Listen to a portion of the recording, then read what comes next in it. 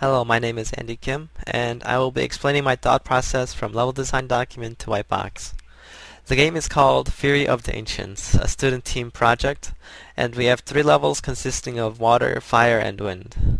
My level is water, and a setting I decided upon was a snowy mountainside, and this is because mountainsides evoke waterfalls, snow on the mountaintop, and rivers flowing down into the valley of the mountain. Having a valley to move towards helps create additional environmental scenery than a single monotonous snowy white environment. As a bonus, a mountainside also gives the opportunity for great vistas for the player, which also helps tell the player where to go.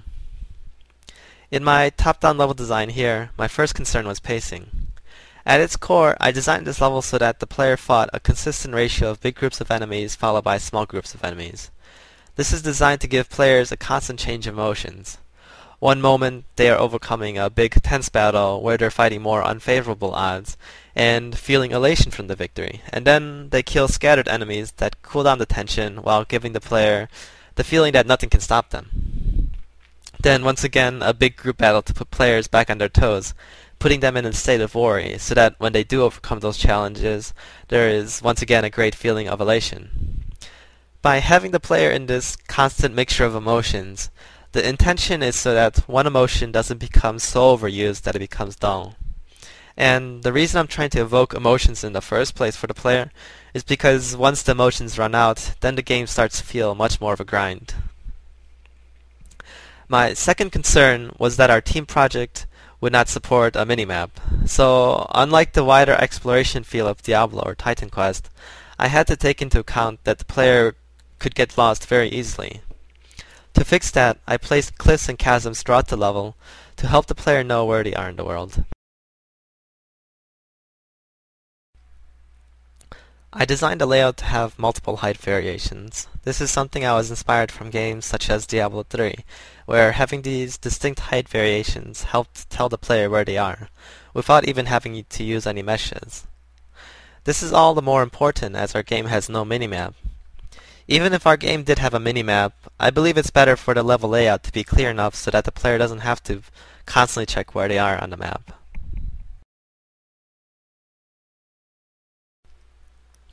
This is my early revision of the Whitebox using BSP.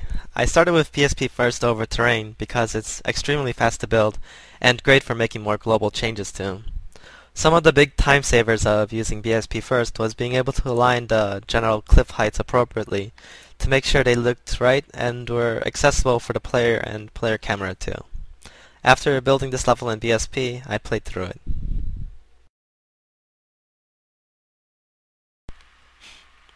Starting here, we can see the player easily knows where to go to because they can see a lot of edges on their screen. Things are okay around here, but the problem I see is that the player essentially feels like they only have one path in movement. But there is much greater concern up ahead. Over here, it's much harder for the player to know where to go to because the layout here becomes much wider. I found myself constantly walking along the edges to know where I am in the world, something I found myself and others doing all too often in my previous playtests. Over here, it becomes an even bigger mess of where the player is in the world. So there are 2 problems. The path feels like it has no choice, and the path can become way too wide to the point of becoming dead space. I could put a dirt path down, which would have the player moving from place to place easily. Along with that, vast areas of space here could be broken up with meshes to help the player know where they are. However, I believe those 2 methods should not be the first choice of action in fixing my problems. Rather, breaking up these spaces with even more height variations seemed the best course of action because it solves the issue of the player getting lost by creating more edges the player can see. It can create more easily noticeable side paths for the players to take, and it can create greater aesthetic appeal to its vistas just by changing the terrain height. And only after that then I can use paths and meshes to complement my level even more at that point. Terrain strength over BSP is in being able to create more fine-tuned changes on the fly. This is great because the problems I noticed in my BSP playthrough required me to make more fine-tuned changes to the play space rather than global ones. Also, terrain in Unreal allows materials, textures to be applied automatically based on parameters, again on the fly. For instance, this darker material here signifies that the player is unable to walk here, whereas this snowy material here signifies where the player can move. And this is all automatically done for me, so it's extremely easy for me to change things. This helps me know exactly how my play space is organized, and it helps me create a play space with cliffs and ramps very quickly. So this is where I am now in the Whitebox process, having made changes to the terrain.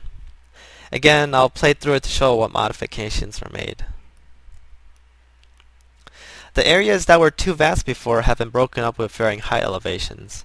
This offers three advantages. It allows the player to know where they are, it gives players more choice in where they want to go, and it gives greater aesthetic appeal. All of this took very little time to prototype, and it's something I can change anytime if I don't like the layout of this. This second area, which used to be way too vast of a plane, has been broken up with varying height elevations too. Again, it allows the player choice in movement paths. It has a nice vista right here, and it helps break the area down into recognizable locations. And that's my process from level design to Whitebox. This is Andy Kim, and thank you for listening.